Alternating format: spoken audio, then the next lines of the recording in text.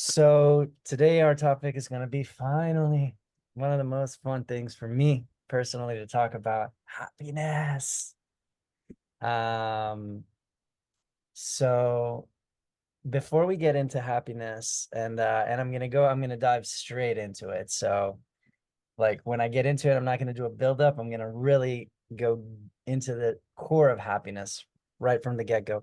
But before I do that, I just want to say a few words about this being the last part of the Face of Freedom series.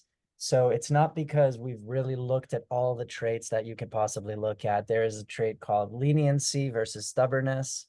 How how much are you going to try to be right and get your way rather than maybe, you know how they say sometimes you can be right, but you might not be happy, right? Do you want to be right or happy? So this lack of desire to give up. Um, Oftentimes there's a story. I'll just say a really quick thing about this. You could maybe also call it clemency, leniency. It's hard to exactly find the perfect word for it, but there's this story of this little girl and her dad, and okay, her mom bought her this necklace of something that looks like rubies, but it's obviously fake. It's for a little girl, and and she loved that necklace and she went to school with it, and then the kids said it's not real, and it kind of like took the excitement away from her that it's not like real rubies or whatever.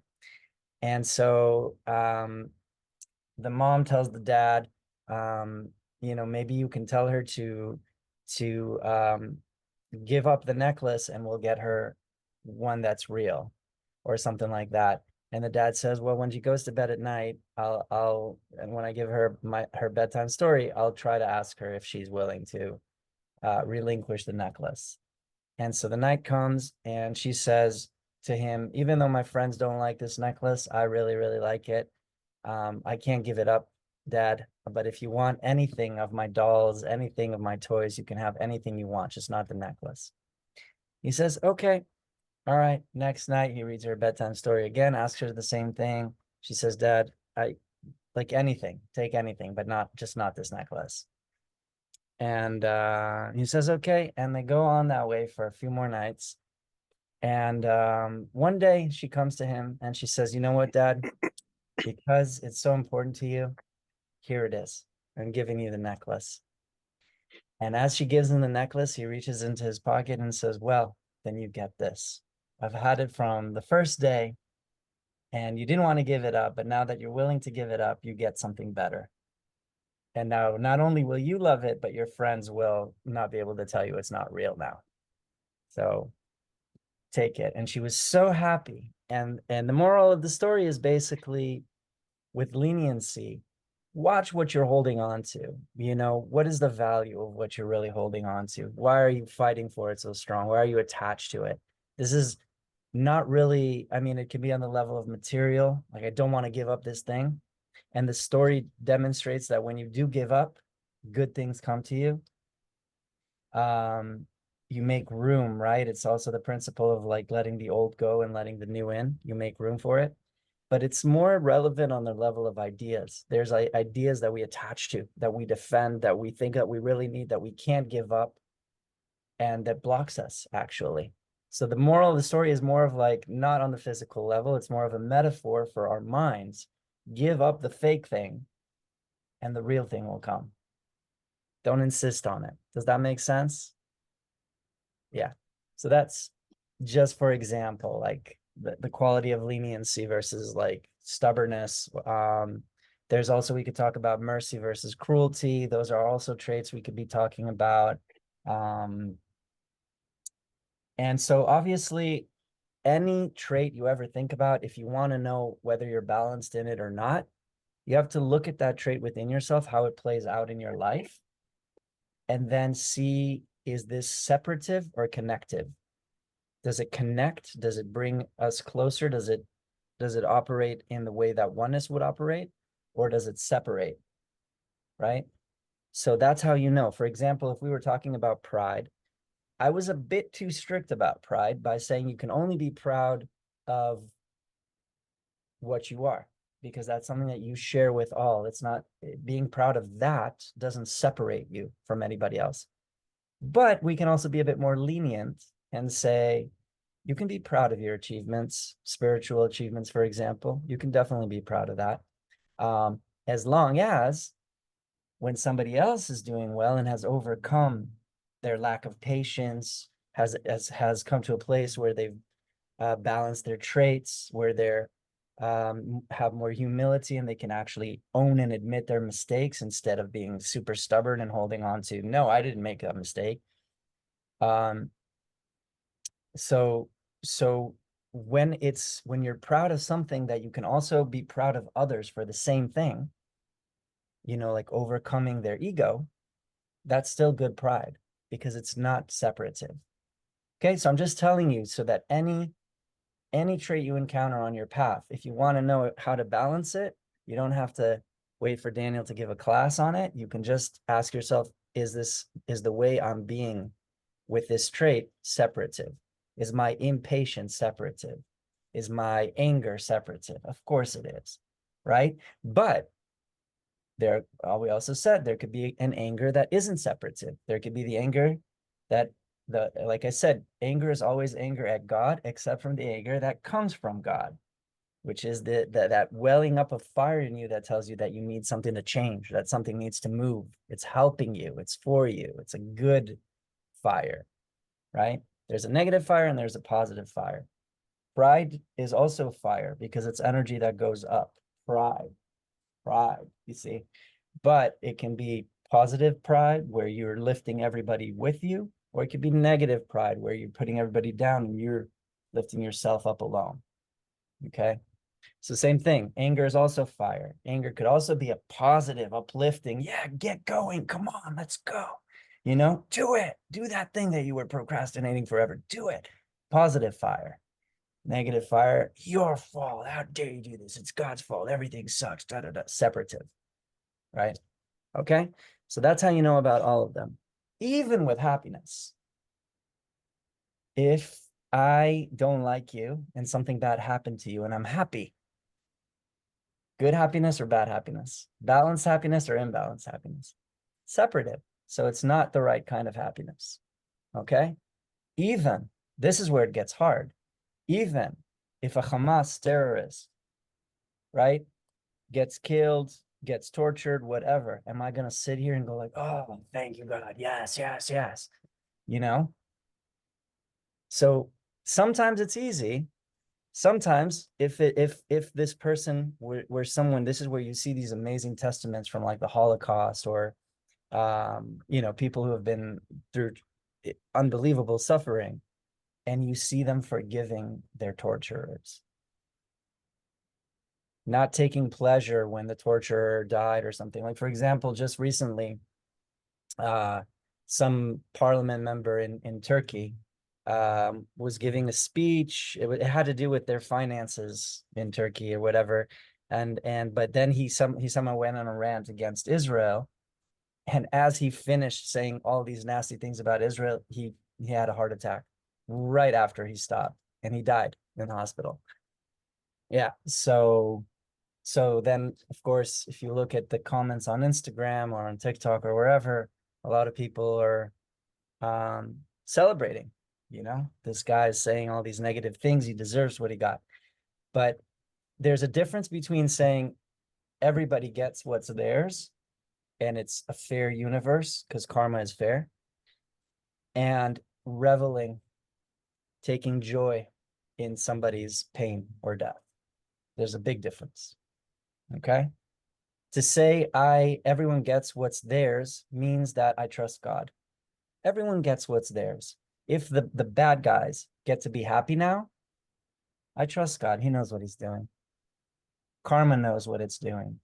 In Arabic, they say, Kul kalb bijiyum. Every dog will have his day. So, it's trusting the order of the universe, trusting that what karma is really doing, as I said last week, karma is about balancing. It's just balancing you. Okay. So the balance is the fairness. The balance is the justice. It's not justice according to your little puny brain and my little puny brain that doesn't see the big picture, right? It's much grander than that.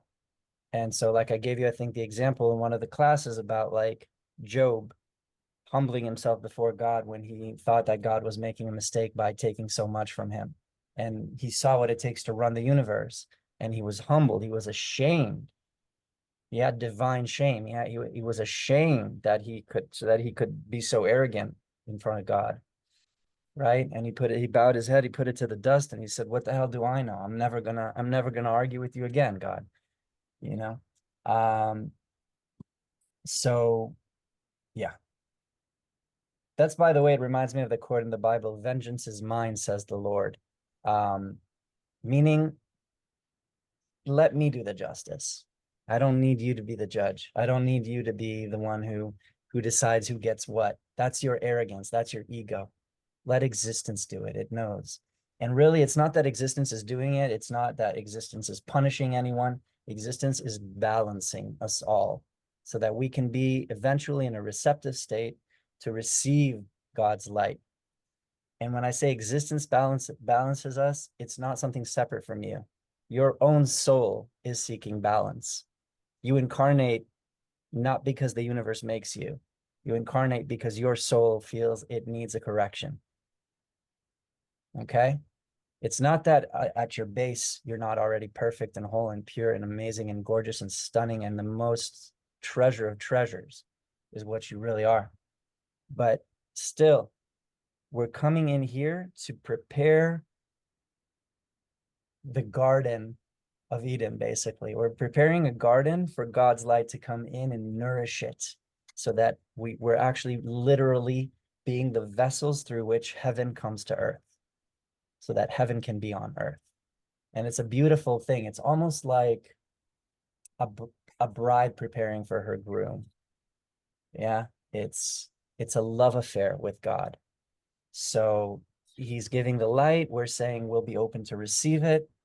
And we need to be balanced in order for it to flow into us and through us.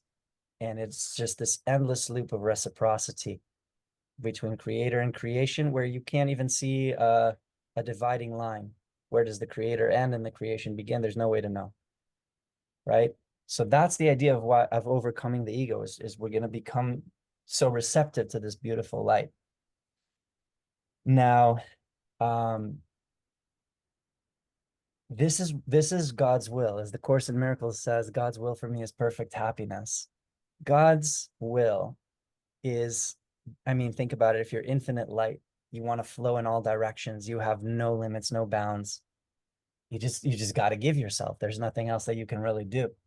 And so it's like God wants us to revel, to enjoy the pleasure, the spiritual pleasure.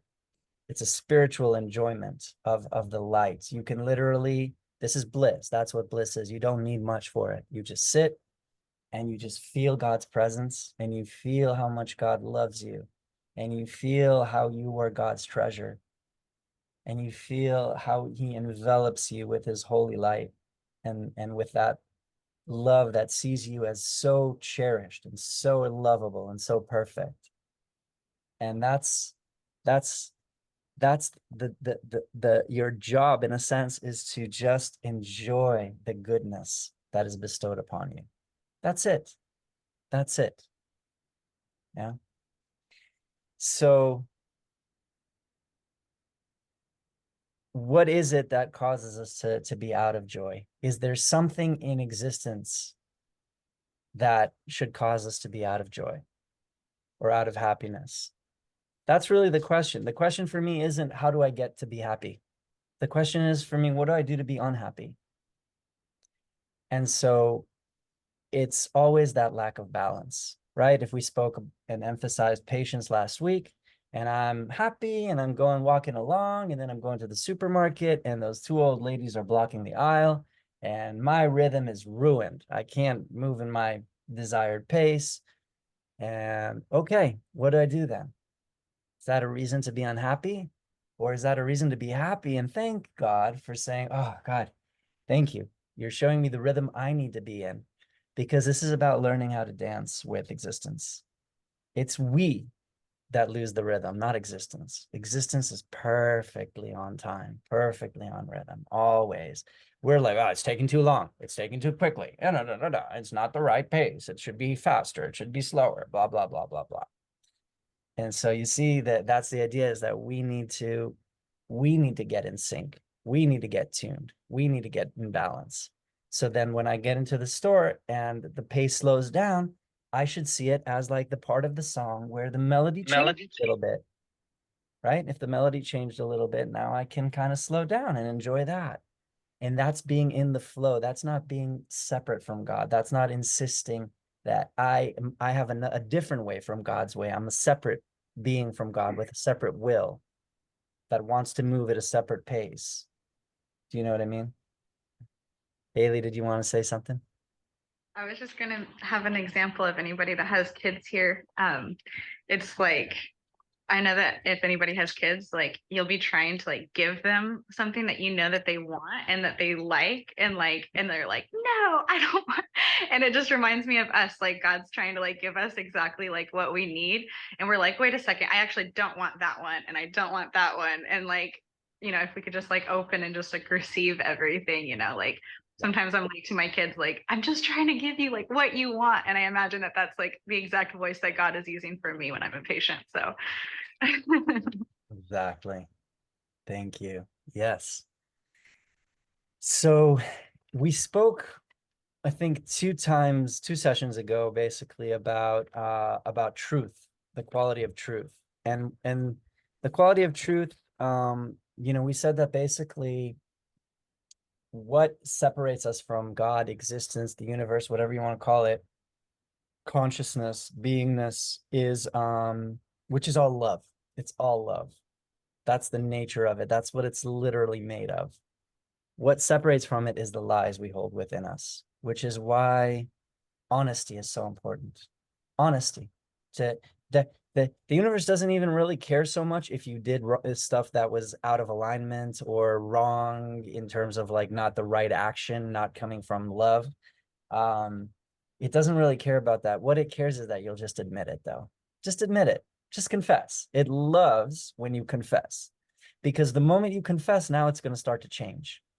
As long as you're defending and hiding those places in you that are unloving, those imbalances in you, nothing can change. It's all waiting on you. You're waiting on God. God's waiting on you, and God's infinitely patient. Infinite. God will wait forever, forever. Yeah, but God knows that it'll eventually work. So God's not worried about the time, right? We experience time. God doesn't experience it that way. So the lies, they are what separate. They are what cause the suffering. They're what causes disease. If you're in truth, as I said, you cannot be harmed. It's impossible to be harmed if you're all truth, completely true. Thoughts, words, deeds, all aligned, all true. There's nothing in you where you're wearing masks. You have thought, words, deeds true in some situation, and then some other situation you kind of put a mask because you're self-interested. You're trying to get somebody to like you, or you're trying to get something from someone. That's not honest. That's manipulative. So to be truthful is actually the easiest, and it's actually blissful. That's why I'm bringing in the quality of truth again, because if you want to be happy, be truthful. So happiness is a natural, you could say, result, but it's not really a result, but it comes naturally with truth. I say happiness is not a result because it doesn't have a cause. It's just that if you're infinite, yeah, and you're light and you're love and everything is well, all is well for eternity, meaning timelessly. Yeah, why not be happy? What's the deal? What? Right? So you say, well, I got a mortgage to pay, my wife's being like this, my kids are being like that, my dog peed on the rug, I didn't get my paycheck, blah, blah, this, blah, blah, that, right? Okay, what's lacking there? Is that a real reason to not be happy? Or is that your false interpretation of the circumstance and the situation that's making you unhappy? Because remember what I told you when we discussed truth. I said the only thing that hurts you, the only thing that makes you unhappy is your thoughts. It's not the world. It's not what's happening. And so if you haven't developed the trait of trust, forget about happiness. Forget it completely. Because you'll be happy when the circumstance is nice. You'll be happy when you get what you want. And that will be a very fleeting happiness.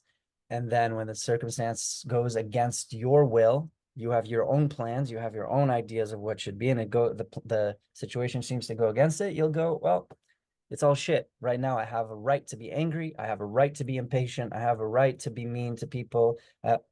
And what's making you unhappy is how you're being, not how others are being, not how the situation is going. It's how you're being. You have lost your connection. You have separated. Therefore, you're unhappy. So you see how happiness is merely this one thing, connection with God. It's the knowing that everything that's put on my path is for my good, but not intellectually knowing that, actually being able to sit and feel in your heart how God is for you. God supports you. God cherishes you. You are God's precious treasure.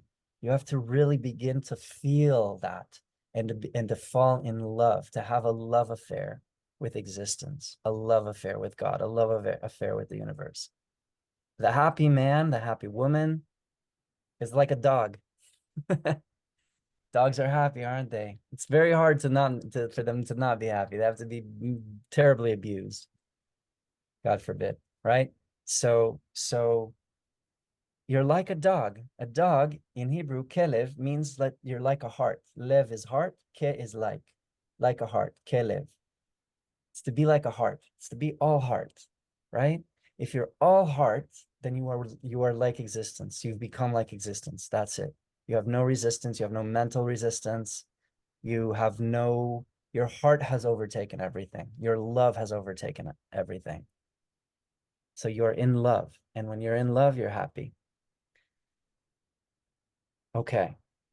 Anything so far that anybody wants to share or ask?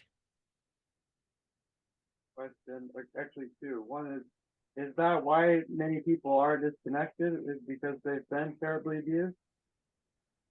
But if our true nature is to be like a happy dog, then it only seems that we must have been either self-abusive or, if all it's self-abuse, but that seems to be what caused this disconnection. So, that gives me an opportunity to make it a bit more accurate, that statement of what I said about that, the dog might be unhappy when he's been terribly abused. In the case of a human, it's not the abuse itself that makes us unhappy as much as the response to it. Because you can see in difficult situations that people have been through, there have been people who, like I said, have thanked their torturers. There have been people who have been in abusive relationships and have thanked those abusive relationships for what they learned and what they got from it. And there are people who just keep on playing the victim role, just keep sinking into it, right? So it's really what you do with the abuse rather than the abuse itself. Yeah. But again, the more a being is centered in the truth, that in the knowing that they're not a body, this is where I can give the story of Rabbi Akiva. Rabbi Akiva lived in 1st or 2nd century. It was a Roman occupation in Israel at the time. And Rabbi Akiva, I mentioned this in my book. It's one of my most heartfelt, favorite. I am so grateful to this teaching. So from him, it really, he was greatly known for saying that everything is for the best. Everything is for good. Everything that God puts on my path is for my good. He got to a point where he didn't even question it. It would all just reveal itself sometimes after the fact. He didn't always know why it was for good until it revealed itself afterwards, why God was actually really taking care of him. And one thing that his whole life was the most important thing to him is the part in the Bible that says, love your God, your Lord, your God with all your might and all your strength and all your soul and all your heart. He wanted to know what that means experientially.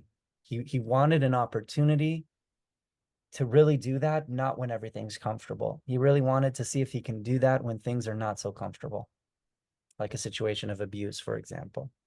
So he was captured by the Romans because the Romans didn't want the rabbis to teach the Torah, right? They didn't want that wisdom to keep passing on. Maybe it also bugged them that those who were studying the Torah were so happy. Were so happy because they were learning the truth. So, you know, you're under occupation and you're happy. It's weird. So the Romans probably felt like they need to put an end to that. So they took Rabbi Akiva and you know, said, you will not teach the Torah anymore. And what they did was they tortured the hell out of him. They skinned him alive with an iron comb. Skinned him alive with an iron comb. And what he was doing during that time was reciting what's called the Kriyat Shema. It's the very well-known prayer in Judaism that says, "Oh, you know, oh, hear, our Lord, Israel is one. You are our Lord. We are all one," or something. It's just a prayer that reminds, that really is like a gratitude for the oneness that we are. And in between, when he got a break, his students came to visit him and they asked him, how are you doing this? How are you enduring this? Like, why aren't you just, you know, giving up, telling them that you won't teach the Torah and just like, just stop the torture? And he said, my students, have you not learned what I've been teaching? This is what I've been waiting for. My whole life, I've been waiting for the moment where I can love my Lord, my God, with all of my heart and all of my soul and all of my strength and all of my might. And this is the moment. This is when I sing my praise to God, because God has given me the opportunity I've been waiting for my whole life. This is how I want to die. And so you see how far you can take it inside yourself, that everything that God puts in your path is for your good. And it's for the good of all, because if Rabbi Akiva didn't do that, didn't demonstrate that, it wouldn't have pierced my heart the way it did. Not that I can say in any way, shape, or form that I'm at that level, that if you would do that to me with an iron comb, that's how I would react. I don't know. But not all of us have to live that sort of extreme thing. We can just take it to what we have right now in our life. If Rabbi Akiva could do it then, we can do it. What's the problem? Do you have a problem bigger than being skinned alive with an iron comb? Do you? No. So everything that God puts on your path is for your good, but it's also to do good through you. Like it did good for his students and for generations to come, what happened to Rabbi Akiva. It's not only good for him, it's good through him. Yeah. So that's on the issue of abuse. Yeah. Parallels the crucifixion in the way that we oftentimes, from our lens, sort of see it or interpret it as sacrifice, but from Jesus's perspective, when he was on the cross, that it was almost like he was experiencing that as a gift. Exactly. Yeah. Yeah. Yeah. And like a chance to also prove that there is no death. It's amazing to see those allegedly torturous situations as opportunities. And when you're such a great teacher like Jesus or like Rabbi Akiva, it's a teaching opportunity for you. Yeah. So remember, in this dimension, who here has had either a near-death experience or a profound meditation where you kind of went to the light? Yeah. Okay. Okay. A bunch of you. That's nice. Or if anybody also did it's not exactly a past life regression. It's like an in-between life regression. Some people do that as well. Does anybody want to share from their encounter with the light? Let's call it that way.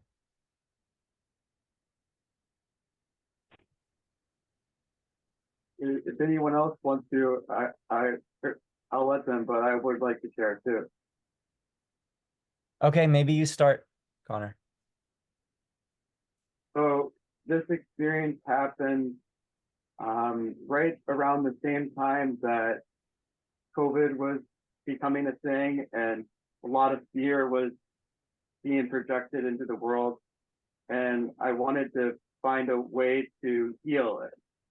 So I in a way, I wanted to give myself up to God. And so that my whole intention behind this meditation, this experience, was to give everything that I am to a higher order, to the divine, to allow something to come through, something different that could help. And so I had a meditation following a night with friends where we contemplated and discussed ways that we could heal the world, to save the world. And so after they left, I had a meditative experience, and I had got down, and I had never studied like Zoroastrianism or any of that before this happened. But for whatever reason, I got down into a pose like where I was saluting the sun. And this was at like 3 or 4 a.m. in the morning. And when I did that, I disappeared. And I was above the clouds in a golden light. And I could see, in a way, like faces of the divine. It's the only way that I could describe it, the faces of God.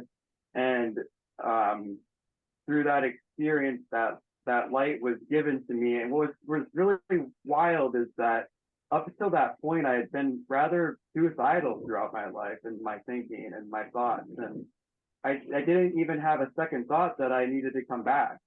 So I wanted to kill myself for my whole life. But at that point that I was beyond the life that I was living, I wanted nothing more than to come back. So it was really fascinating. And so all of a sudden, in an instant, I woke up, and I wasn't on my knees with my hands up saluting the sun anymore. I was on my back, and on the TV was playing a song, Restart My Heart. And I actually woke up, and it was like an EKG. You know when somebody gives you like that shock and your heart beat thump, thump, thump? It was like that. Like I had actually died and was coming back to life. And that was my experience of that. Beautiful. And if I may ask, how do you feel that affected you afterwards? Like, how did it shift? Did it shift your perspective, or, you know? It changed the way that I wanted to live my life. I didn't want to live my life in a way of like just working just to work. There had to be a divine purpose behind what I was doing in my life. Yeah. Yeah. So great. Thank you so much for sharing, Connor. Anything else you want to add on that?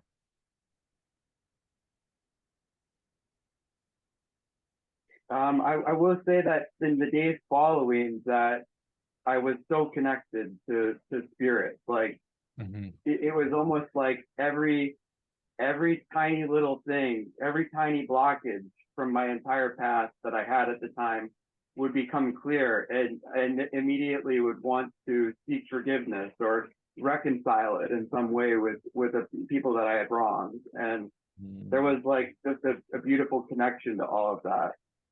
Beautiful, beautiful. Also, by the way, just to connect things for everybody, that is also a form of divine shame.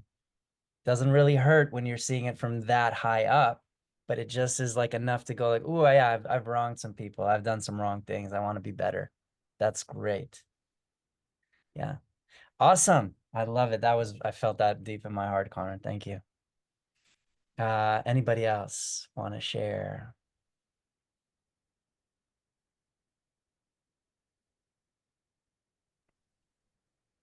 If nobody else wants to share, I'll share a little bit.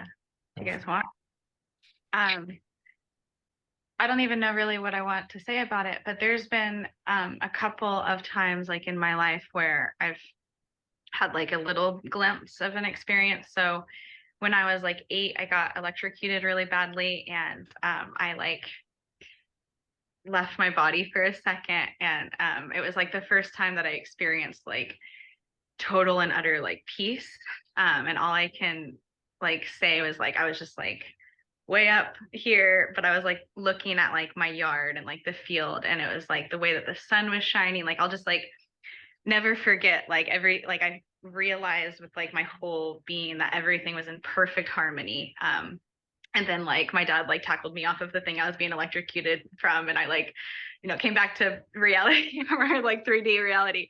And then there's been like a couple other experiences where I've like fainted and then had like the glimpse of like my personality hadn't kicked back on yet, but I was like aware. So it was like that little in between time of just like seeing the harmony and everything, and seeing like the that I'm not here putting my opinions and implications on things to make myself miserable, and everything is like perfect, right? And then the big experience that I had, I guess, was like a couple of years ago, and I was just meditating and doing a heartfulness meditation, and my heart literally opened. I like don't know how to describe that other than it just like opened, and it was just like this super, super vast light.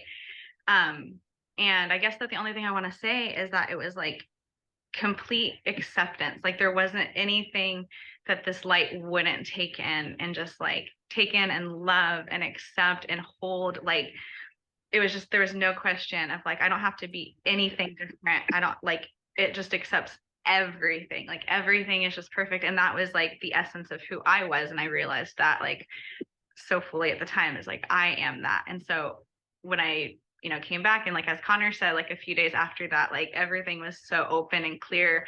But I had that in my mind of like, no, that's who I am. And I'm able to actually like take everything in and like accept it and make it part of me, and make it like a loving thing. Like I don't have to take it in and then hold this fear inside. Like I can take it in and turn it into love, and then put it back out into the world as love, like how it's supposed to be, and then that's like fixing the perception of the world, not just fixing my perception. But if I saw somebody else like in fear or creating this like fear, then at that time I could kind of like take that into my perception and bring it in, and then put it back out as like a corrected like perception. Can't do that anymore, but I'm trying to learn how to do that like on my own, like I don't know if you guys are familiar with any type of like Judaism, but they call it like the first light and the second light. And like the first light is like this big flood of like what Connor was talking about, like you're so connected and you just do everything effortlessly to change this perception, and then that light goes away, and then you learn how to do it like on your own, like you create that second light like yourself, so that's what I'm trying to do now. Yeah. Thank you. Thank you. Yeah, I'm glad that you brought up the first light and the second light. It's a concept from Kabbalah where first it's like God. So a lot of people who have NDEs, they really need to know this, because the suicide rate for people who have NDEs or just the depression that they just want to not be here afterwards, they need to really understand this concept of first light and second light, because first light is like grace. It's like you're given it. You're just given it. You did nothing for it, and you're just given it. It just happens. Oh, it just happens, It's just like, oh, I had a revelation, boom. And you see it, you see what can be, you see how you can feel, you see the truth, but it's just a taste. It doesn't last. And everybody gets so frustrated with, why isn't this lasting? What am I doing wrong? Not doing anything wrong. The point is to learn. The point is to learn to walk on your own. Remember what I said, one of my favorite definitions for enlightenment comes from Adyashanti's teacher, when she says enlightenment is standing on your own 2 feet. You do it. You hold the light. Don't just wait to receive it and just like in the grace. Become it. Be it. That's the idea in Kabbalah of equivalence of form with the Creator. You equate with the Creator. That's what I always tell you every week. I say, when Jesus said, I and my Father are one, he meant I and my Father are alike. I've become like the Father now. I can be the light. I am the light myself. I know how to not block it anymore. I'm balanced. I am like the Creator now. You see, equivalence of form with the Creator. So that's when you're receiving perfectly and giving perfectly, receiving perfectly and giving perfectly, when you're not a cup, but a channel, a hollow bamboo, as they say in Zen. Okay, great. Anybody else want to share? So just to say, for the end of years, yes, see that you've been given an amazing gift and use it. Be happy. Learn how to be one with this light now. Don't just be depressed that you're not feeling it and wait to die again to feel it. No, you're missing the entire purpose that it was given you for. You see, it's given for you so that you know how to receive it, so you know how to move the blocks to it and enjoy your life. Enjoy it. God, we're put here to enjoy. And it's only our imbalances that cause us to not enjoy. And that's how it's supposed to be, because if your imbalances were joyful, you would never learn. You would never correct yourself. So even your sorrow, even your suffering, thank you. And isn't a happy person in gratitude? Isn't that a huge, huge, huge, mega huge part of happiness? Gratitude. If you have no gratitude, how are you going to be happy? Right? So part of the ancient Jewish wisdom says, who is the rich man? The one who takes pleasure in his lot, enjoys what he has. He's not thinking about what he doesn't have. He enjoys what he has. It's not just that what he has is enough.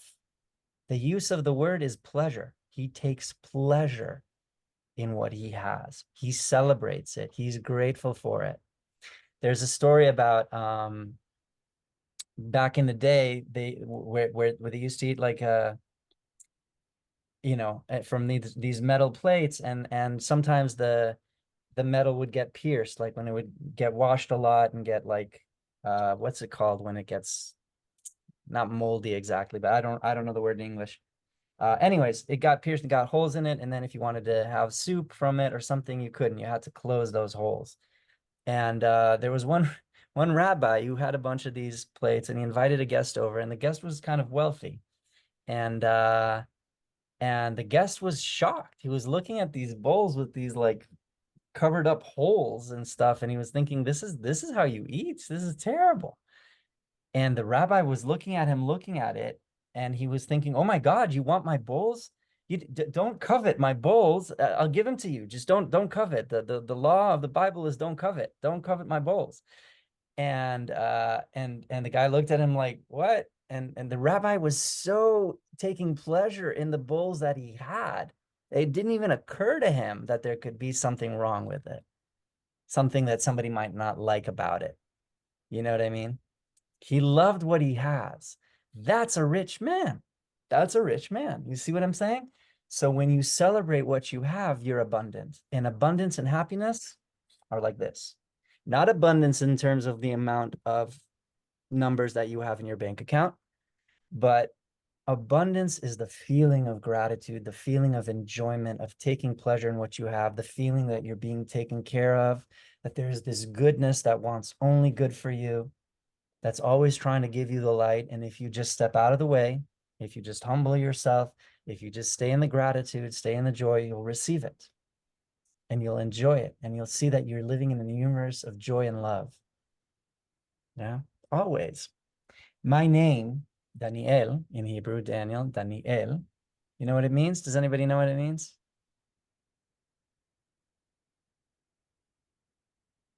It means God is my judge, yes. Yeah.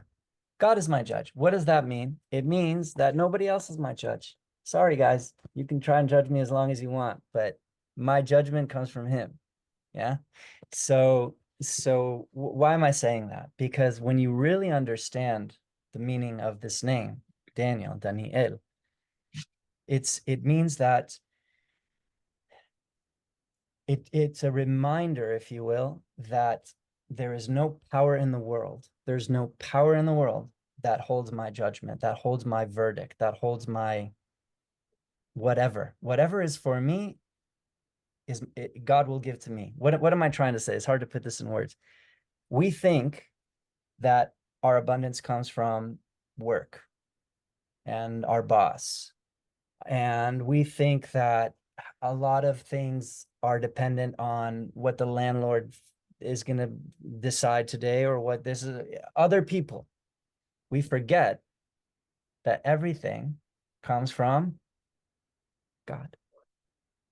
You don't have to fear anybody. You don't have to pretend like somebody is holding your future in their hands. You don't have to pretend like somebody is holding your feelings or your heart in their hands. You don't have to pretend like anybody is holding your fate in their hands. God is my judge. God is my destiny. God is my fate. God is my power. God is my strength. God is my light. God is my soul, the soul of my soul. God is everything. When I remember that, I fear nothing. Because why? Because I'm reminding myself that I'm one with love. I'm one with love. So I can go into the world from love, and I don't fear anybody, and I don't try to manipulate anybody because they hold no power.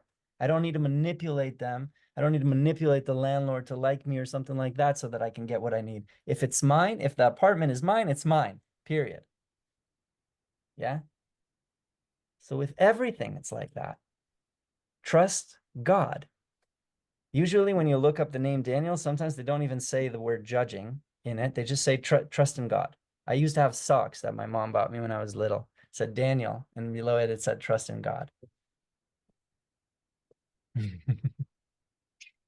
Okay. Okay. Now, what if you're going through a hard time and, you're grieving or this or that or the other? That's when you remember the light that Haley and Connor spoke about, that all the NDEers speak about. You remember that happiness and truth are connected. That's why I spoke about truth. Truth means nothing is really material. Everything that appears to be material is just a fleeting thing. It's just a false perception, really. Or a distorted perception of reality, because reality is light, right? So without getting into too much how this, the infinite light narrows itself down to become an object, really, is how it happens. All of this is still the light, just condensed, narrowed down, distorted, and becoming something that looks material that you think you can touch. You're not even really touching anything by, I think you guys know that. So this is all happening in our consciousness. So even when somebody dies, did somebody die? No, the matter is put away, but it was a temporary thing anyway. It says, from dust you shall rise and to dust you shall return. It's a temporary thing. So everything that you're so sad about and so sorrowful about is just a fleeting thing. But the joy, the well-being, the light of existence is forever. So when you think about it that way, you realize that happiness is actually a sane perspective. That sorrow is okay and it's valid and all of that, but it doesn't need to overtake your entire being. Of course, you can grieve for somebody who passed away. Of course. Of course, you can be sad for difficult situations in your life. Of course. But remember the truth. That's all I'm saying. In your sorrow, in your grief, in your pain, remember the truth. This too shall pass. This is brief. This is fleeting. But what will last? What lasts forever? Right? We just finished celebrating Hanukkah right now, which is the holiday of lights, celebrating that the light lasted longer than it was supposed to. It was a miracle, right? But the miracle of existence doesn't last a certain duration of time that is more than it's supposed to. It lasts forever. So when you die, and let's say you lost somebody and you die, you leave your body and you see that they went, where did they go? Where did they go? Nowhere. Where would they go? It's like when they asked Ramana, where will you go when you leave the body? And he said, what do you mean? What do you mean? Where will I go? There's nowhere to go. I am, period. There's no places. That's a physical way of thinking. Locations, places, here and there and everywhere. It's all like chambers for our consciousness. Your consciousness is in the chamber that fits its level. When you grow up a little bit, you go into another chamber for your consciousness, another like level of existence. Yeah. So but you don't really go anywhere, nor can you really lose touch with anyone ever. We're all one. We're all one. How can we lose apart? We can't. We can't. God made sure that we would be whole forever. Okay. Haley says, it's interesting how we have an apprehension of happiness. Like we fear we won't protect ourselves adequately or be fools if we allow ourselves to choose happiness in each situation. That's why the Fool is one of my favorite cards in the tarot, by the way. He just steps right over the ledge. He trusts that the step will be there. He doesn't say, once the step is there, then I'll go over the ledge. He goes over the ledge. He's blissful. He's looking up. He's not even looking down. He's happy. And then the step appears. And that's trust in God. That's really how it goes. You trust. You know that there's goodness that's got you. Yeah. So remember, just remember, don't give power to the external world. Only God is your judge. Only God is and God will always judge you favorably, by the way, right? But when you're out of balance, God will give you something that will help you come into balance. It's never a punishment. It's always for you, always, always for you. Okay. What's another thing that kills happiness? Worry. Worry, worry, worry. This is where we have to talk about doership. Because again, like if some of you may have read the newsletter the gem that I posted the other day, like it starts by saying, when you think you know what needs to be, that's when you become a doer. Because what is it to know what needs to be? It's to have a plan, right? I have a plan. I have an idea. And you know what? One thing I learned while practicing patience, the trait we spoke about last week, and I shared this with you, is to take everything as it comes. As it comes. Don't get ahead of yourself. Yeah, if you get ahead of yourself, you'll always feel like you're behind, like you're falling behind. You'll never feel quite right. You'll always overlook the perfection. Everything is so perfect. You're exactly where you need to be. You have exactly what you need. Everything is perfect. But when you start to see it that way and accept that, then you leverage it. Then you use it correctly. Then you use it in the way God wants you to use it. Yeah. As long as you're seeing what's missing and what's not right and all of that, you're resisting. You're resisting the gifts that want to come to you. So worrying is basically, what is it? It's lack of trust. Worry is lack of trust. Worry is, I'm the doer. I know what needs to be, and I'm afraid that I might not get it. Right? But like I said, the apartment that's mine is mine. What is mine is mine. Everything that is mine is mine. Everything that's yours is yours. In other words, let the universe do the justice. That's if for Course in Miracles students, that's one of the harder things to get from the course, is when it talks about how you can never be unfairly treated. You can never be unfairly treated. Yeah. If you understand what I'm saying, then you'll begin to understand why you can never be unfairly treated. It's always between you and God. It's not other people treating you unfairly, because other people, who are they? Who are these other people? Don't tell anybody, but they're God. So, and whatever they tell you and whatever they do to you is from God also. Okay. Between us, okay? And all of you too. But yeah. All right. Any points so far? Anybody want to say, ask, share, anything?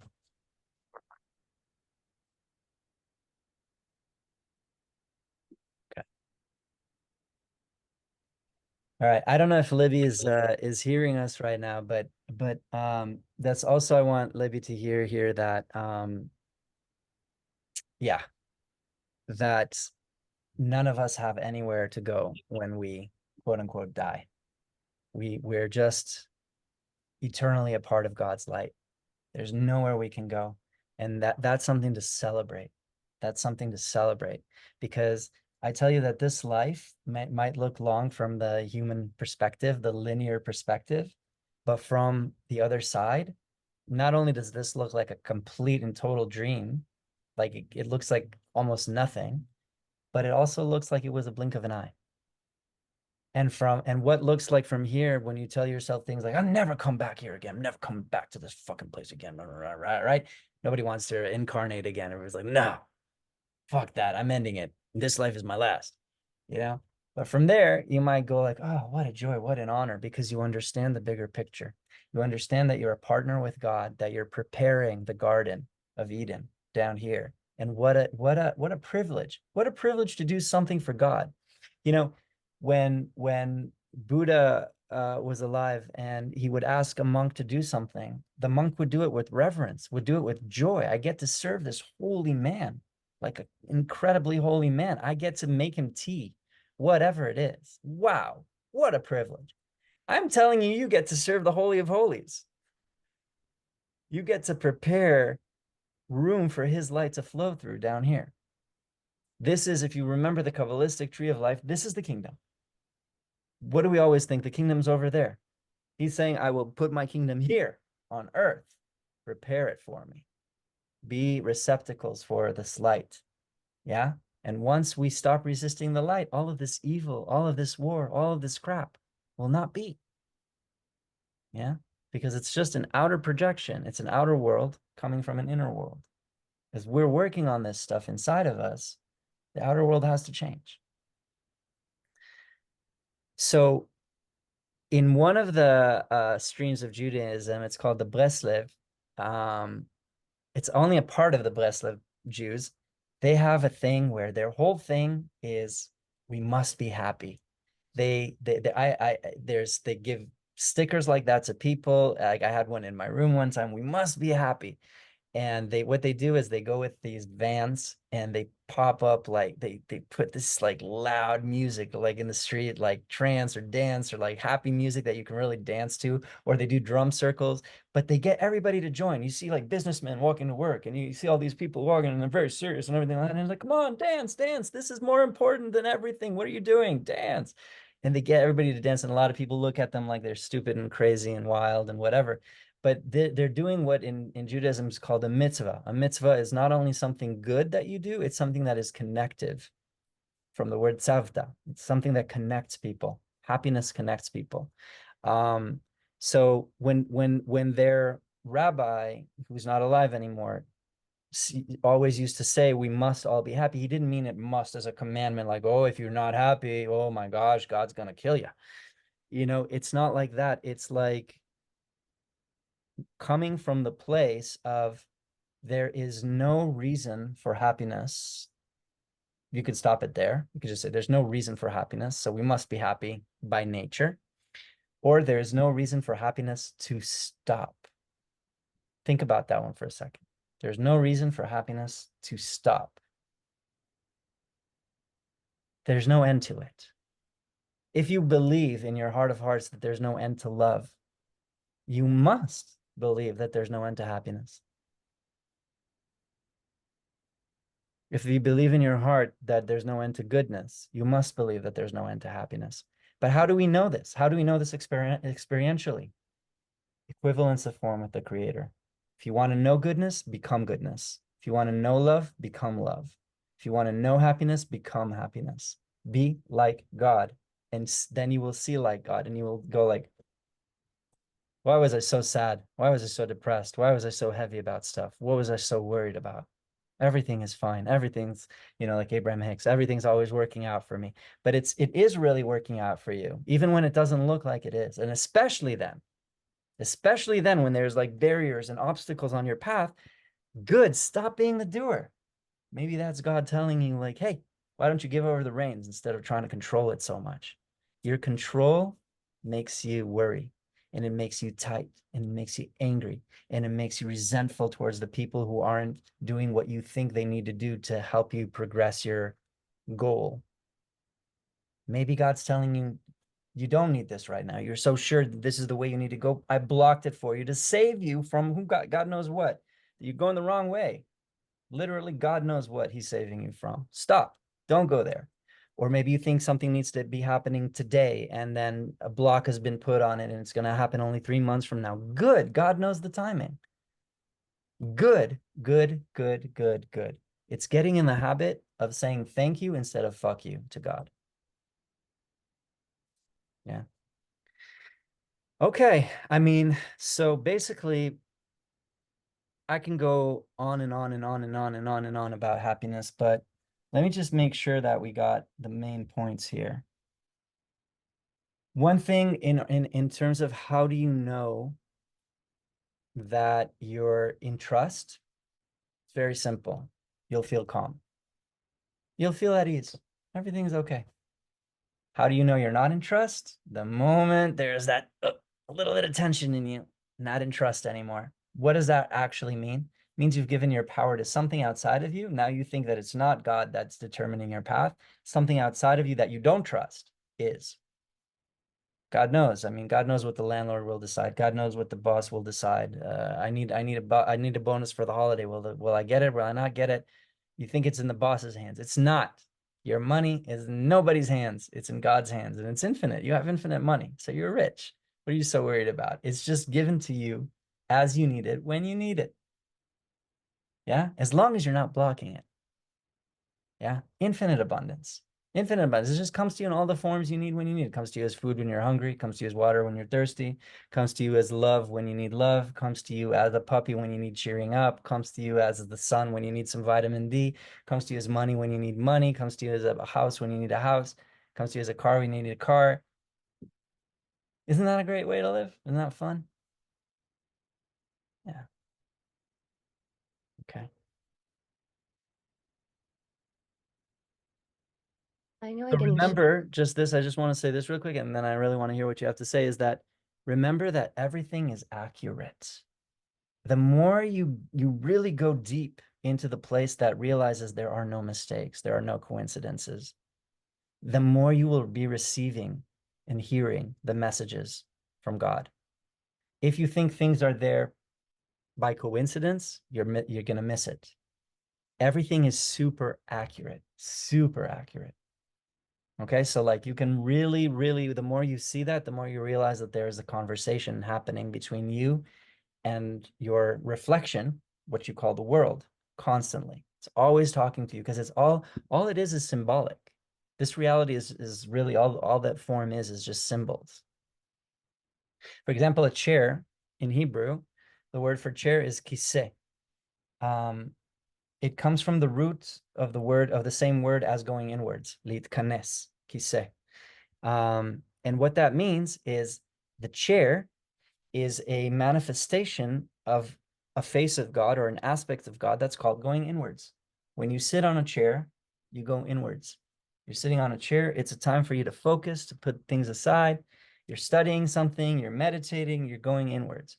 So that the thing in Hebrew, it doesn't work in other languages, but in biblical Hebrew, the thing describes what it is actually a description of a particular movement in consciousness. A chair symbolizes the movement in consciousness of going inwards. Or when it's sitting around a table and there's lots of people, kiseh litkanes, that same word means something different in that regard. It means coming together, joining together. So it's hard to explain in English. It doesn't make that much sense, but trust me that this is why in Judaism they say that the letters themselves are actually forces. And when you put certain forces together, like the word chair, kiseh, you put those three letters together, you get a specific force that is an aspect of God that has come down and materialized into that form. All of these forms are representing something higher. If this is the world of branches, they're representing something from the world of roots. Their meaning is not in their form. Their meaning comes from up high, and if you perceive them correctly on this dimension, then you realize what they are in the upper worlds. Does that make any sense? Everything does have a correct meaning, a correct way to view it. If you realize that it's an effect of something from the upper worlds. There's the meanings of things are really up here in the world of roots. Here, all we see is the effect. So when you're connected to God, you're seeing the right meaning of everything. When you're happy, you're seeing the right meaning because you're in a right perspective. Happiness is a right perspective. Happiness, for example, is something that will always remind you that this is just a game. You don't have to take it so seriously. So even when someone dies, be in the grief. So more than be in the grief, like have a grief from a place of celebrating that you even knew this person, that you even had a chance to be with them at all. That's a gift. You know what I mean? Like that didn't have to be, but it was. So be thankful for that and enjoy that and celebrate that and feel the grief that you feel. But happiness will also bring you the perspective that no one died. That it's of just in a second, I'll see them.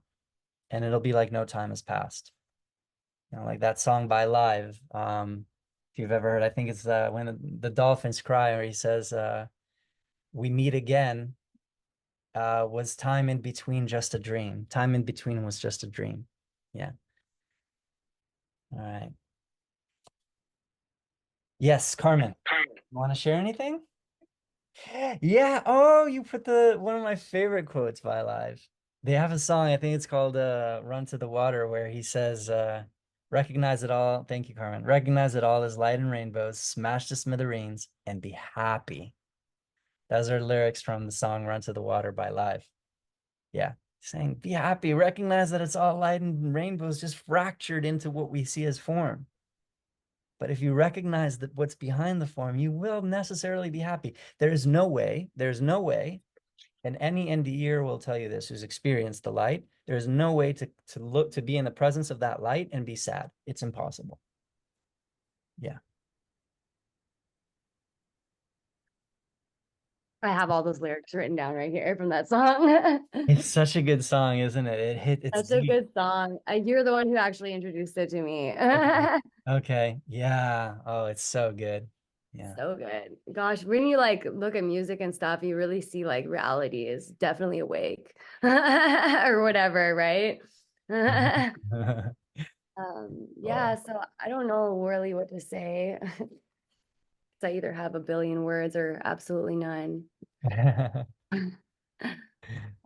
think it's all kind of balancing a bit too. You know, last week I think it was last week, I was really sick on Monday.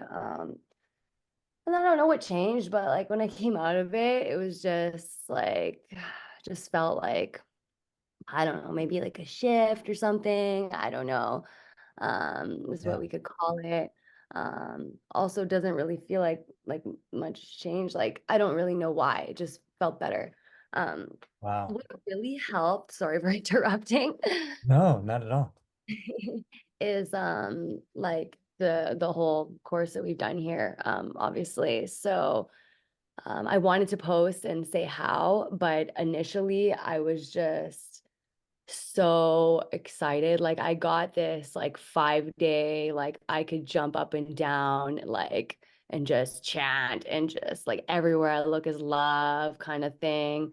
So I really couldn't calm down. But I kind of didn't want to. So Mm. uh something like this had happened to me a few years ago. Like I had like just a small glimpse, very small. So funny how small it was like 4 years ago compared to like just the constant like, but 4 years ago when it happened, I flipped out. Like I could not handle it. But it was a learning experience, and made it so that this time it wasn't as difficult for me. But yeah, a lot of like just everything. I mean, just putting it all into place, and I really enjoy the Kabbalah Tree of Life teaching, and the will thing up there really brought everything home for me because Wow. yeah, because I had a lot of paranoia like and stuff like just I think it was almost, and obviously I wasn't owning it, but it was always there, and just never know like if I'm doing the right thing. Like I know everything is the right thing and I know that I'm not separate from that, but I just didn't want to get in the way or whatever. But I think it's just like knowing that that will like that the will spill into everything as long as your will is for goodness, that and just knowing that like it just is, it distinguished all fear. Like it got rid of all of it. So yeah, Oh, yeah, it was just been really lovely. And makes me so happy. Yeah. it's been really incredible and just oh gosh, also ordinary, super ordinary guys, but you know just gosh, it's almost too good to be true, you know.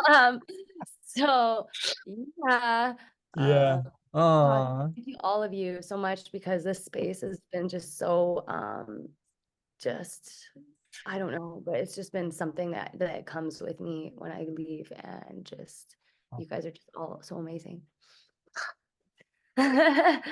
bless you. Thank you so much, Carmen. So important what you said about the will. I think that really, especially for people who come like from non-duality, that can really be a really big shifting point. You realize that everything starts with will, and when you can make the will about being good, doing good, and giving, yeah, it changes everything, because a lot of people in non-duality are still seeking enlightenment from a place of getting. It's about getting out of yourself. How do you get out of yourself? You invert it from me to us. It's more like me to we. But yeah, the goodness is a big deal, because until you understand that God is pure goodness, and that until you become pure goodness as well, you will not understand God. So you'll philosophize about it and all of that kind of stuff. But yeah, actually we're already way beyond that point where we're just like integrating it and really becoming good. We're really talking about, balancing our traits, the impatience, the arrogance, the lack of self-governance, et cetera, et cetera. So does anybody else want to say anything to Carmen, or share anything regardless as well? Say hi, group. Very nice, and very heartfelt, and it was interesting that it coincided with sort of a new moon, which is the feeling of like complete darkness, where you actually let go of your fear completely, almost in sync with that. Sometimes I wonder about the moon. Like I'm actually going to, because I've been super like non-dual, but I might look at the cycles of the moon and stuff, just because I want to like flow like with the water, not like against the river. And there's a Right. lot of changes and stuff Yeah. that are just things that I thought that I couldn't do before. Like now it's just like anything I'm gonna do it with joy, and not because I think that I need to do it with joy, and it's not what you do, it's how you do it that matters. But like genuinely, like it's like everything here is a gift, you know what I mean? And I can finally clean up my life and not feel like it's a chore, Oh, and God. yeah, make myself like, that's what I mean, like a vessel, like for stuff to pour into me so I can give, and that's just because, when we give to others, like we're also giving to ourselves, you know what I mean? Like it's not just about like, everybody else, like you're part of that. You are also part of that, yeah, it's for all. All from God, it's all from Abba. That has like been so amazing, just that. And like, what else was there that was super helpful? Oh gosh, the other day you mentioned something just about writing, and how like you can tell that we're present when it's like our writing is not all like sideways. And like me, I have a lot of I don't know, like that's, I mean, like I was kind of like ashamed, I don't want to own it, but there's a constant flow of wisdom just coming into me like for a long time. And I Mm. just don't like understand like how to just I just felt guilty about it, kind of like, because I owned, like, it felt like I owned all this wisdom, and I was like, oh, I don't want it, and didn't want to impose it on anyone, and also Mm. I don't know anything either. So, but writing has really helped, and writing and just writing straight, and, being able to trust my writing when I go look at it, because I know that I was fully present when I wrote it. Yeah. And then also what you said, which I know will totally help me, just a random little thing that you just spit out, was the trust. Yeah. You know what? Mason, stop that. And how when you're in trust, you'll feel calm. So I know I've been super excited. Like there's obviously like little parts of myself that I fully trust, but I might not act out of trust, or I might act out of excitement, and like I could be like blah, blah, blah, blah, because maybe I'm not trusting or something. Yeah. But also sometimes I don't want to get all crazy and woo, because I think that I have to be calm too, which is not always the case either. So but just So, just taking that calmness, like knowing to be calm, I feel like it's going to help me be more calm, knowing that's that I'm a little bit erratic, is like that I might just be like, a little bit untrusting. I can slow down, like it's like great. some more, yeah. Wow, listening to you speak, I can really see that the teaching like really seeped in. It's so you can hear the joy in your sharing. It's awesome. And just a quick note about the calmness is that when there's happiness and maybe excitement, but there's also trust and patience and humility, we can be calmly excited simultaneously. It's a calm happiness. It's not like I'm so calm that I don't have like energy to move, or I don't know, anything like that, like a downer. It's more like it can be a very happy thing, but it's centered. That's almost like the ideal state is alert, centered, calm, and also alive, eager, joie de vivre, the joy of living. So one thing I want to say, and then we're going to start wrapping the whole thing up, is very, very important, is when you're not happy, here's what I want you to do. Get a whip and whip yourself really hard. God forbid. No, if you're not happy, you're not doing anything wrong. Okay? If you're not happy, it's not like I'm failing, and you don't need all that self-judgment, that self-criticism and all that crap. That you never need that. Also, if you're impatient, if you find yourself being arrogant, all of that, that's not what you need to do, is to punish yourself or hurt yourself or judge yourself or whatever. All you need to do is see the opportunity in front of you that's showing you, okay, if I'm not happy in this situation, if I'm not happy when things aren't going my way, maybe I'm trying to be too much of a doer. Maybe I need to learn trust more, work on that, relinquish my my plans. When you're not happy because you're stuck behind a slow driver on the road, or somebody cut you off or something like that, again, maybe you need to learn a bit of patience in that moment. Be calm. It's okay. Maybe I don't need it. Maybe I'm not in a hurry. Where did I get it in my head that I'm in a hurry? 99% of the times when you're in a rush or in a hurry, you're actually not. It's totally from your ego. Yeah, you can do everything with ease, with calm, with enjoyment, with goodness, with niceness, you know?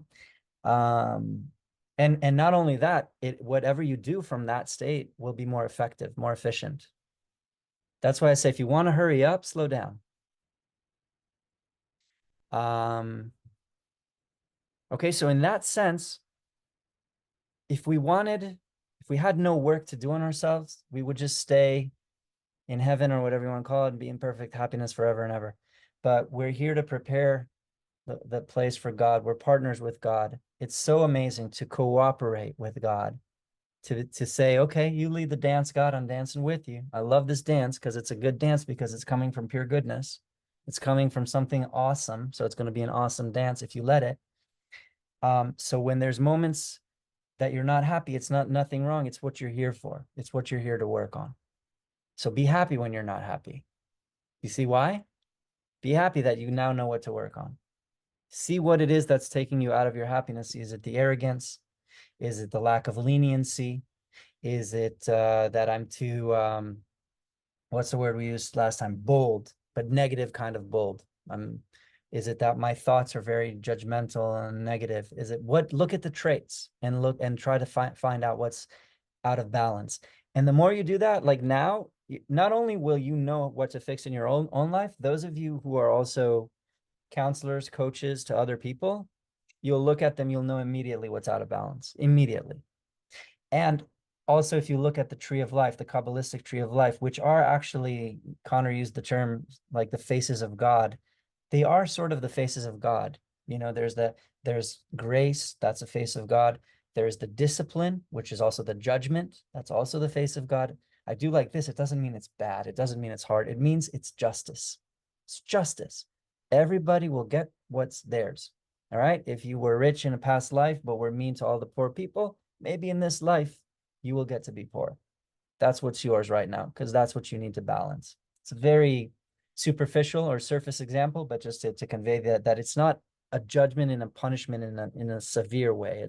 It's just to help you. It's truth. It's truth. God's judgment is truth. And then there's the quality of eternity, which translates into this dimension as perseverance. Persevere with your love. Persevere with your happiness. Persevere with your patience. Persevere with your humility. Persevere with your giving. Persevere with your discipline and self-governance, right? So all the traits in the tree of life, when you also look at, where am I out of balance here? Where am I having too much grace and not enough self-control, self-discipline, for example? Like, for example, people who are codependent, they maybe like to give and give and give a lot, but they create a situation where there is a wrong kind of intimacy with the other person. Wrong, not in the sense of like wrong is a judgment, wrong in the sense of it's not healthy, it's not balanced. They need to be able to pull back, stand on their own 2 feet, be themselves, accept themselves, and accept the other. but each one is on his own. That's, you need the gvura, it's called in the tree of life. So look at all the places. When you balance your tree of life, you will be a perfect tree rooted strongly in the earth, having a good foundation, strongly connected and kissing the sky simultaneously. Yeah, that's integration, that's embodiment, that's Jesus, that's living love. Yeah. Okay, so a quick note I want to say, two things. One is about sense of humor. Don't need to say too much. You all have it, I believe. So remember, when you find yourself getting too serious, chill. Chill, dude, because it's like you can have a lot of humor. You can have a lot of humor because this is really just a game. It's all okay. It's all okay. Laugh at things. And when people around you are too serious, lighten them up. Give them a little joke. If anybody here knows Bashar always used to say, the first step to enlightenment is to lighten up, right? Lighten up. So bring some sense of humor into your days. That's that. Another thing I want to say is that I just want to make it pretty clear, like where this whole course sort of took, this little mini series took place in spiritual path. So spiritual path, there's the seeking stage, right? You kind of feel that you're unhappy, material things might not make you so happy. You're trying to seek for a state of being that will make you happy. There's got to be some state of being. And then you listen to all these teachers. Some teachers tell you be in a state of, be in gratitude, write 10 minutes every morning, things you're grateful for. And then another teacher tells you, oh, you'll only be happy when there's no you anymore to be happy or sad or this or that or whatever. And so you try to cancel yourself out. You try to do this. You try law of attraction. You try this teacher, that teaching, that channeling, this thing and that thing and the other. And eventually, either there's a salad in your head and you don't even know what the hell to do anymore. And you're so freaking confused and you're so disillusioned and you want to just throw the books at the wall and just like burn them all or whatever. And just like you hate all the teachers and everything and all that. Or maybe you got some clarity, you move forward. Maybe one of the main things that you got from that is that seeking is like an obsession. It's like, just that one more video, just that, just like, let's queue up another video on you. Oh, let's just read that book. I've heard about that author. I've never read him though. I should probably read that. And then, but it never ends. It's always another thing and it's always another thing and another thing, right? And then, by the way, as I said last week, for those who are working on the trait of patience, as I said, if you balance your patience, your seeking will drop off. Literally, if you're patient, you'll just be present and awake. If you're really patient, you'll be present and awake to what is, and you'll be good with what is. So you will stop seeking. But then does the journey end? Well, some people say that that's where the journey ends. And unfortunately, in my view, and this is not a judgment on them or something, it's my understanding, is that those who say that when the seeking stops, the journey ends, haven't even started. The journey only starts when the seeking ends. We think that's some big enlightenment. Oh, I stopped seeking. Oh, like I reached something wonderful. You just stopped something very basic. You stopped seeking. Good. Now you're ready to do the work. What's the work, though? What's the work? The work is don't just know. Now I know the truth. And when I meditate, I experience it. But when my mom calls me, oh my God, she drives me up the wall. But that's just what's happening, right? You use some concept that you've learned on non-duality. It's just what happens. There's no one getting angry. No. You're not doing the work. You're still bullshitting. You're not being honest. Be real. If you're going to be real, you're going to do the work. You're going to integrate. You're going to embody. You want the experience of heaven right here, right now on earth in your body. You want that experience. You want to live the truth. You want to be the truth. You don't want to know the truth. See the difference? That's the work that we're doing. The work that we're doing is very humbling because we're admitting that there's places where we block the light, where we build blocks to the presence, to the awareness of love's presence, the continuous ongoing awareness of love's presence. Yeah. So that's the work. But then the work is not seeking. The work is joy. The work is being partners with God in cooperation, where we're saying, okay, God, show me where to balance myself. And then we get it. We get something, right? If you say, I'm going to work on my patience, just be ready for all the drivers to be the most annoying drivers on the road, because God's going to show you, okay, yeah, let's do the work. You wanted to do the work. And like I said last week, it's like saying, oh, look, basically God, I want to see where I'm not receiving the light, where it's not flowing smoothly. That's where all my sorrow comes from, my suffering, my disease comes from where the light can't get in. So God's showing you where you can't get in. And then you say, well, thank you. Thank you. Now let's flow light in there. How do I flow light in there? If I'm going, oh, come on, this driver, don't you understand? I need to get, if I say, thank you, God. Okay, I'm practicing my patience, but it's not only that. Probably my idea that I need to get there fast or I need to get there at a certain hour is wrong. Sometimes what will happen is people will come late to sessions, sometimes, the one-on-one sessions, and every single time they apologize, like for coming in late or something, and say, you know what? It's exactly perfect because I exactly needed to finish this thing up, or this person was coming to talk to me and all that. But then when you came in, it was exactly on time. So maybe you thought that you were late. Maybe you thought you needed to rush. Maybe you thought you needed to hurry. I'm telling you, 99% of the times you're wrong. God knows the timing of everything. So be patient, slow down, rhythm, dance with the rhythm of the universe. So that's how you know where to balance, right? And now you've balanced that. You've balanced your impatience. You've become more patient. Now the light is flowing much better. And then you say, oh my gosh, it's not only am I happier, but also, that hip pain that I had, it's leaving. So interesting how when the light can flow through, we heal, right? Anita Morjani had 40 tumors, cancerous tumors. When she saw the light, and she saw what she was doing to block the light, that she was living in fear and this and that, and not respecting herself and all that kind of stuff. She saw what she needs to balance. And then it got into her mind, it got into her consciousness. She came back into the body. Within 2 weeks, all the tumors were gone. That's how we heal. It's not doctors. Nothing against going to doctors. Go to a doctor if you need. But that's how we really heal. There is no matter.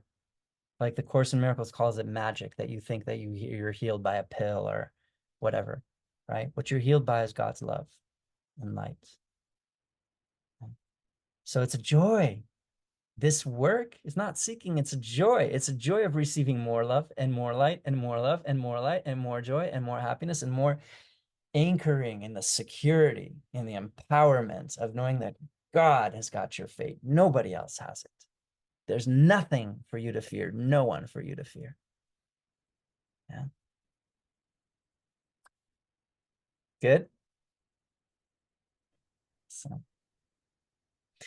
Connor, do you want to share anything? About patience in the drivers on the road. So I'm patient with a lot of things, and some things I'm not the most patient with. So I usually ask, like, help me with what I need help with. And it happened in reverse on the road for me, where oftentimes I'm going quickly, and so I I usually don't have an issue with people who are in front of me, like even slowing down for them, that's not an issue. But I have impatience with myself when somebody else comes up behind me and is going fast in a one lane road. I feel like I have to speed up for them. And so I had situations like that where I was just able to stay going the same speed and make the other person wait behind me. And so it's like I was in a way teaching patience instead of being taught patience. Yeah. And so it was weird that it came up that way, but I asked for help where I needed it. And oftentimes when somebody would come up behind me, I would just try to keep pace with the way that they were going, even if I didn't want to go faster. So instead, I kept going the same speed, and in a way was just able to maintain the tempo that I was going at. And then the other person oftentimes will follow suit and slow down and leave a little bit of space. Even if they don't, I didn't let it bother me. So beautiful. You were patient towards their impatience. yeah, you could say that. And that might be something that an aspect of it that I am needing to focus more on rather than the beautiful. Yeah. Yeah. Other thing I wanted to say was you mentioned like once all the work's done that we just be resting in heaven.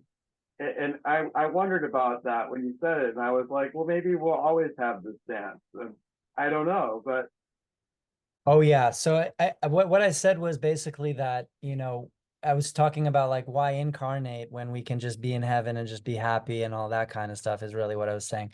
But I think that in this world we've developed an aversion to the word work. And I think that's wrong. I think we don't understand that it's so good to work for something. It's so good to earn something. So when Haley mentioned the first light and the second light, first light it's just given you. Just grace, light, love, all boom. You just know what to do and you just know everything. You just, you just receive it. Second light is where you develop it on your own. You work for it. It's not coming from grace. It's coming from working for it. And this is how you become equal to God.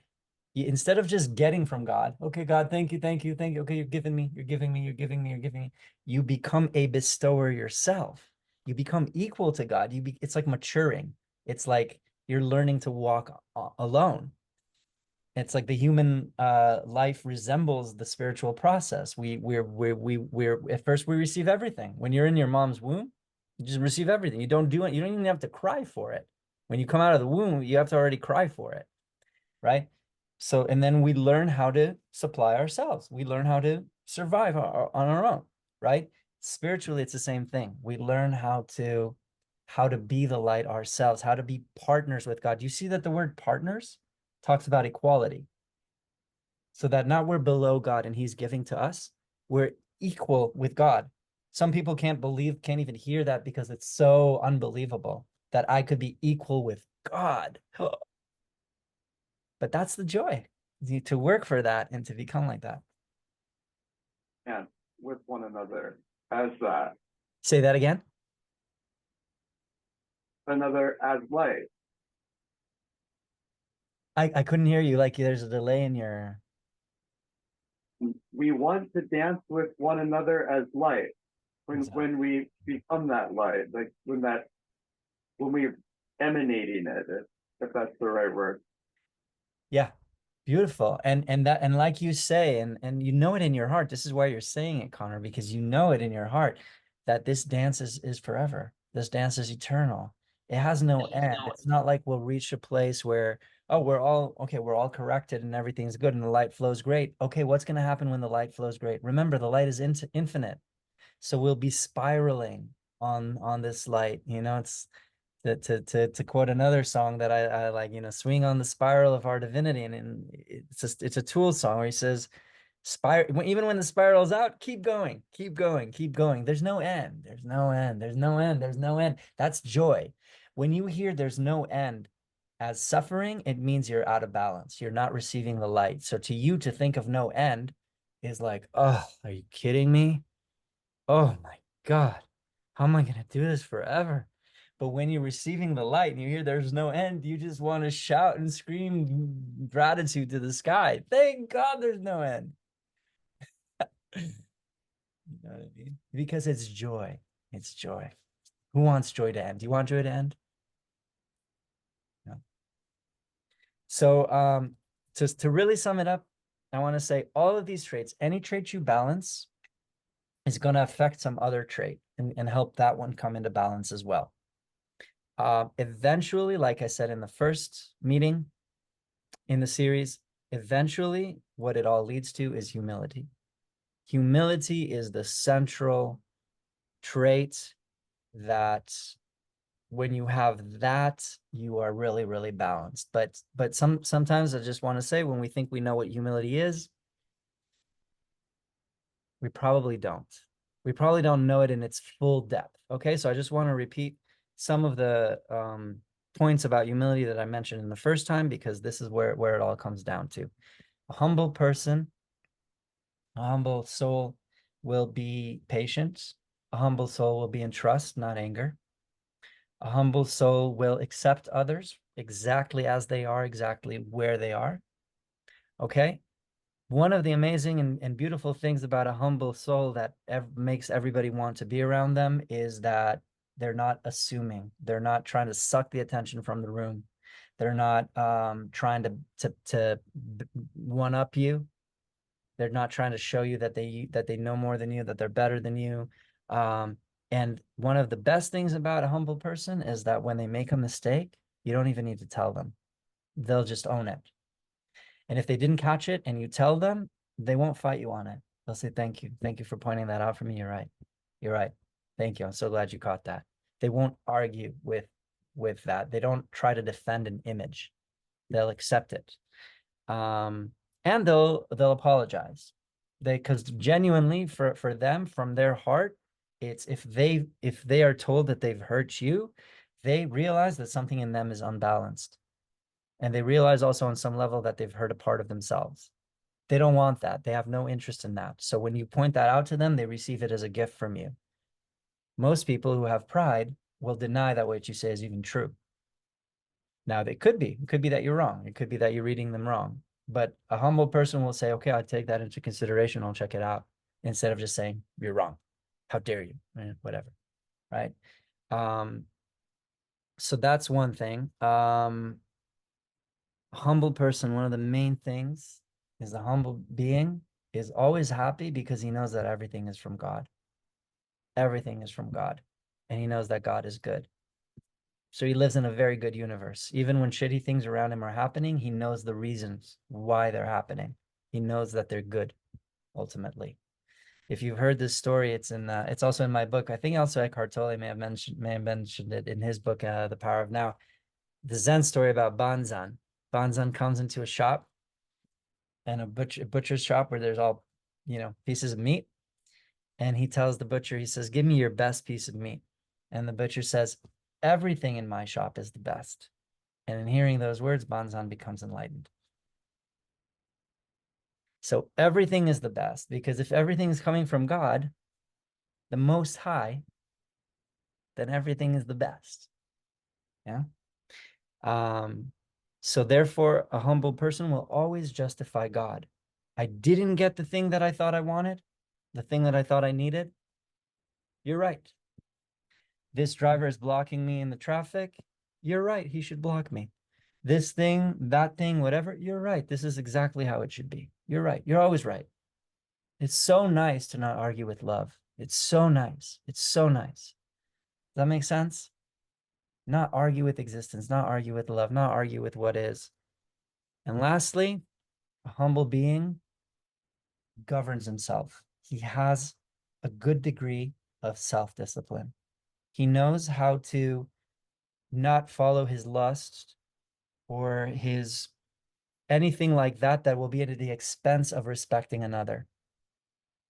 Yeah, he knows how to always be respectful and not listen to his inner whims that will cause him to, oh, but my will is more important than this person being respected right now. No, it's not. Shh, slow down. Humble yourself. It's not. Discipline yourself. Govern yourself. Does that make sense? I want to play music on loud, but the house rules are that there's no music between this hour and that hour. Maybe your will is wrong. Maybe your will of what you think, well, is so important right now, and this is what I need, this is what's going to make me happy. No, maybe what you need is to humble yourself and respect. Respect has to do with one of the faces in the tree of life, one of the sfirot. Yeah, the one that says hod, splendor. Yeah, it's the one that raises everybody to the level of splendor, that makes them so high that they deserve your respect. So a humble person is always respecting. Yeah. I think that's it. I think that mainly conveys the points that sort of give you the feeling of being humble. It's being, it's cleaving to goodness. Cleaving to goodness. Being good over satisfying your ego. That's what it comes down to. Being good over satisfying your ego. And eventually, that's why we ate of the tree of knowledge of good and evil, so that we would have the opportunity to work for the good, to choose the good, not to take it for granted. Imagine you just get everything from God. Okay. I mean, it's just, how can you appreciate it at some point? When it's a choice, that means you're starting to appreciate it. If you're starting to choose the goodness, that means you're starting to appreciate what God is, what his love is.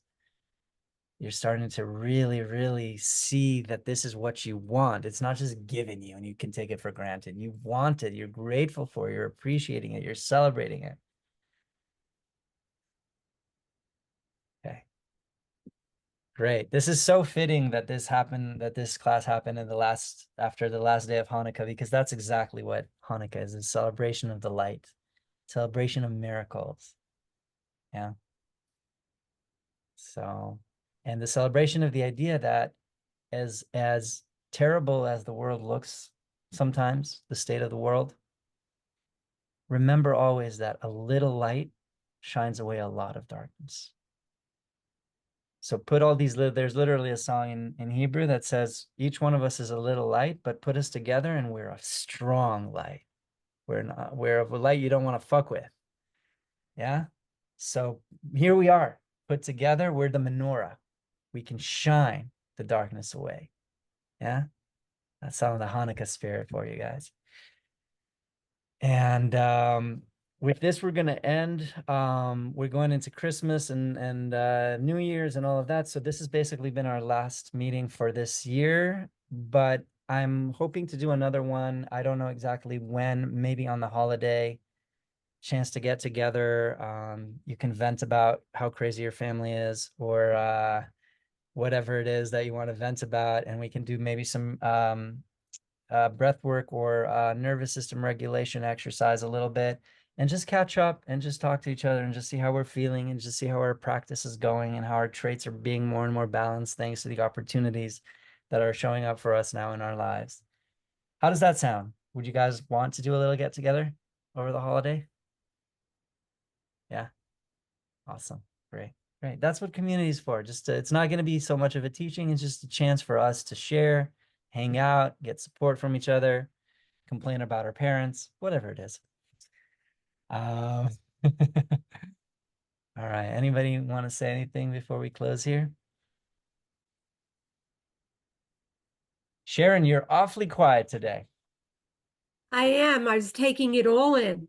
Awesome. I was just listening. But I have worked on patience, and that's the biggest thing for my mind right now. Because, I had a shift 2 years ago that was dramatic, and everything, the perception changed. And of course the ego thought, wow, look at you, you just did so. And that was absolutely the beginning, right? Because there's so many layers of this, as far as I see it. But for me, when you talk about, the stuff that we want to balance out, it's usually happening in the solar plexus for me.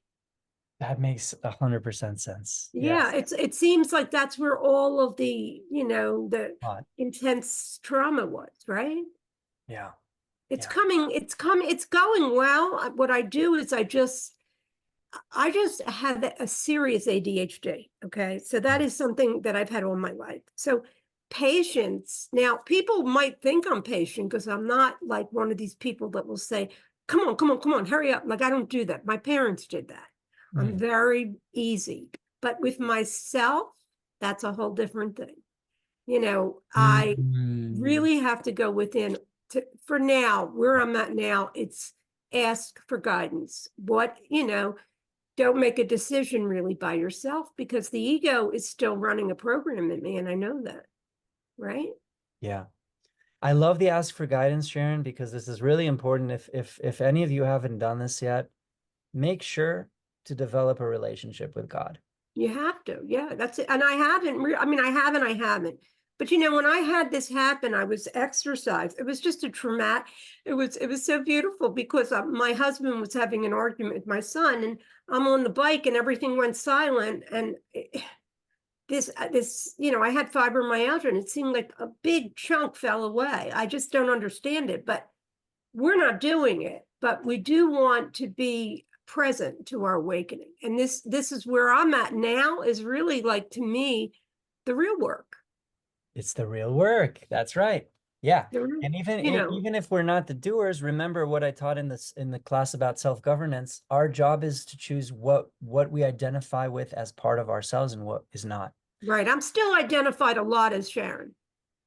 Okay. Well, it's mostly those moments where, like I said, overall what it comes down to is choosing goodness over satisfying your ego. So when we Right. still choose to satisfy our ego, those are the parts that sort of need to be balanced out, I and just not want to tell identify you with this. that.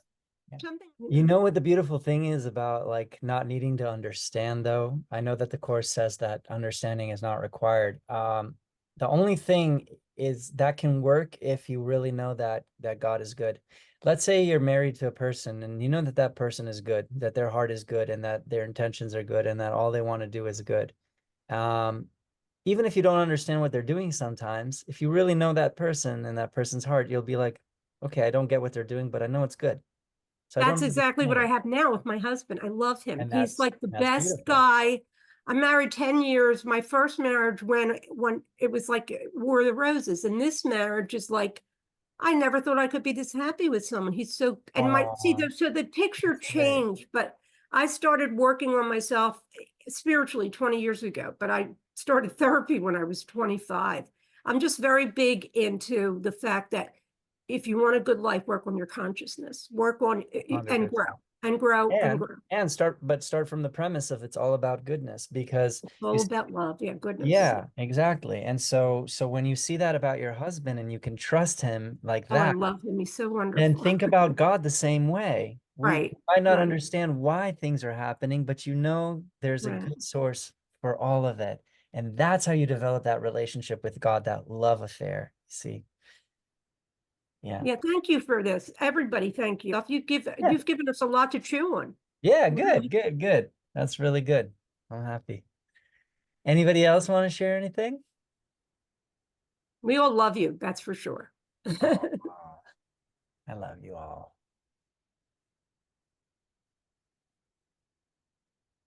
Awesome.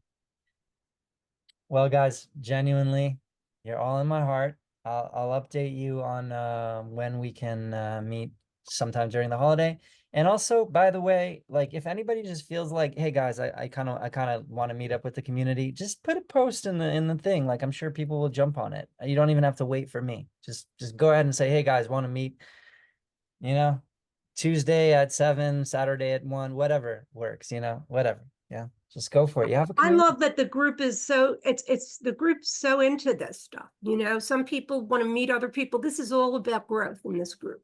And I literally admire all of you because to me, you guys, the people who are doing this work, to me, you guys are the ones who are like literally saving the world in the sense that there's so many people who are so involved in their ego.